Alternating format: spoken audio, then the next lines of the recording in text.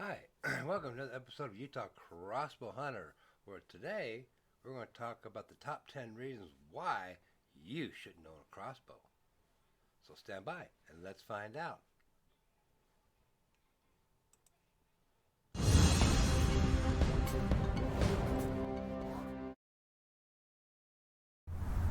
Okay, before we get started with today's show, remember, hit that subscribe button right down there, right down below. Go ahead and hit it right now. Get it out of the way. And hit that thumbs up at the same time and ring that bell so you know when new episodes are coming along your way.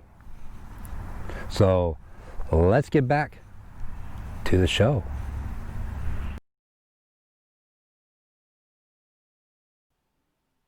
Okay, so we're going to talk about the top 10 reasons why you shouldn't own a crossbow. Interesting, huh? Well, let's find out why you shouldn't own a crossbow. So let's get going here. If I can get my stuff to work. Oh, here we go. So, reason number one, they're heavy. Yeah, when you're walking through the brush and all that kind of good stuff, they can get a little heavy. All right, whether you're carrying it in your hand on a sling or something, they do have a tendency of getting a little heavy. And yes, I am drinking tea this morning. It was a little chilly. It's only like just a 10 degrees outside.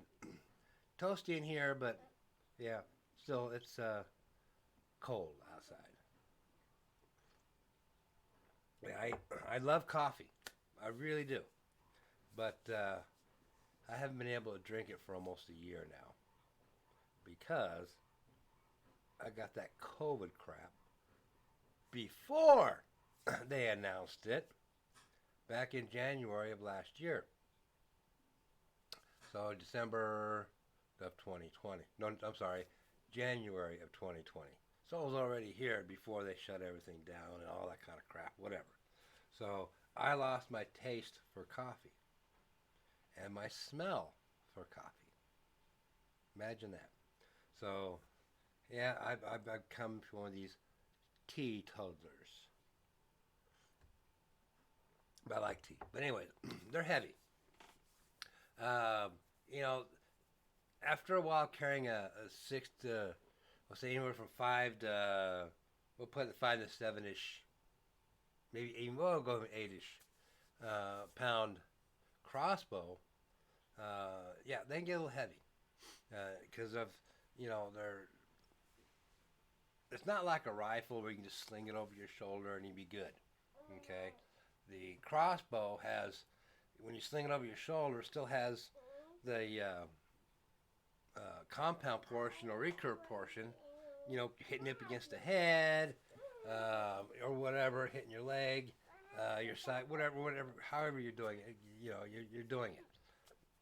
But the end result, though, is what's the important part. Okay, um, they're expensive. They're not cheap.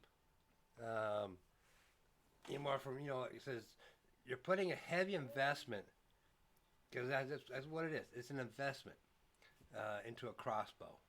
You got your crossbow, your aftermarket scopes, your arrows, your broadheads. I mean, broadheads. You're looking at three in a package for about 35, $40. Mine that I use, the thorn broadheads, are $70. So, yeah, they're expensive. Of course, hunting stuff is expensive. So, you're putting in, you just say a $400 bow. Um, let's see, arrows. Depends on your package. $40. So there's three, or there's four. We'll call it 440.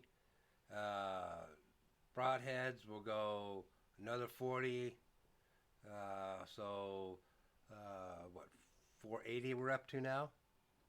Depending on your scope, another $100, $200. So we're looking at about, we'll go call it even $600 just in that investment alone. And then the upkeep. You're going to break arrows. You're going to lose arrows. You're going to lose broadheads. It just keeps adding up, and up. So, yeah, they're a little bit of expensive on that.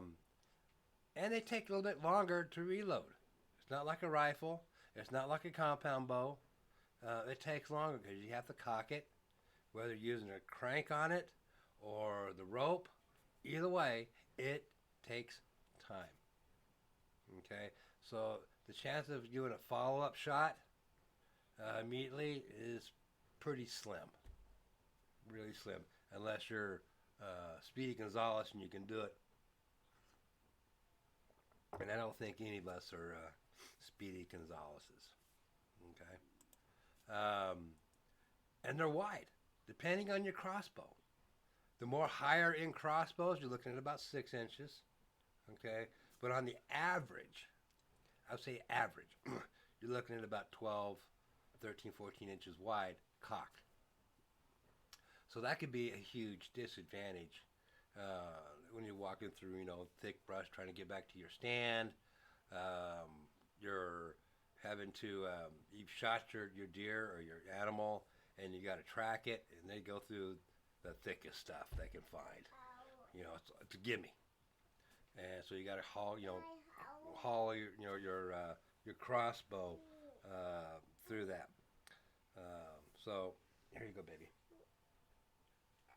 So you got to haul your stuff all the way through that. So it can hang up on branches. It can hang up on about anything. Okay. So that's another disadvantage, and it's harder to shoot out of a blind. Now, you really got to find a blind that has a pretty huge window in it to shoot out of. So you got to look, when it comes to blinds. There's a lot of blinds on the market out there, so you just got to find the one that's going to give you the big window, okay? Because you may, if you got a good size blind, you might be able to sit back further and take your shot. But if you've got a small blind, you may not.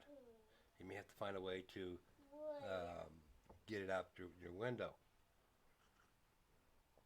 So, yeah, that could take a little bit of time for that.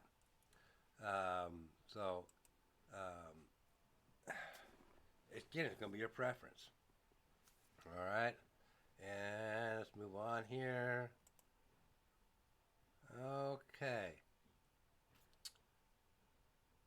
All right, so I just clicked on my thing and it says no more.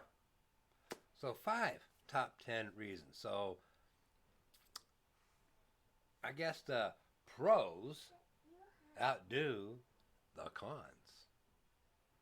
So with that said, we'll come right back with some final thoughts.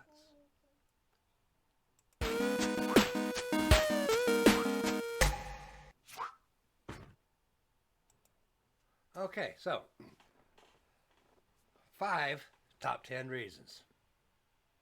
I can only come up with 5. You may be able to come up with some more. If you do, hit me up in the comments section. But because I'm sure somebody's going to have something else.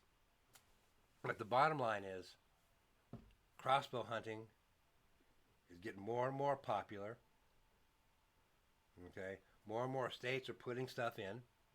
More and more states are giving you a crossbow season with the compound bows, and the compound bow people don't like it.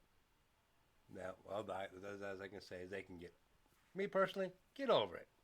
Everybody can get over it. Get over a lot of things. But anyways, crossbows are here to stay. They're not going anywhere. But like I said, if you have any reason why you have a top 10, drop me a comment. I'd appreciate it. And maybe in later episodes we'll bring up some more top 10 reasons. 5 top 10 reasons why you don't want to use a crossbow. So with that said, family first. Take care of your family. Remember, get out there and hunt. And I hope you have wonderful holidays. And see you next time on Utah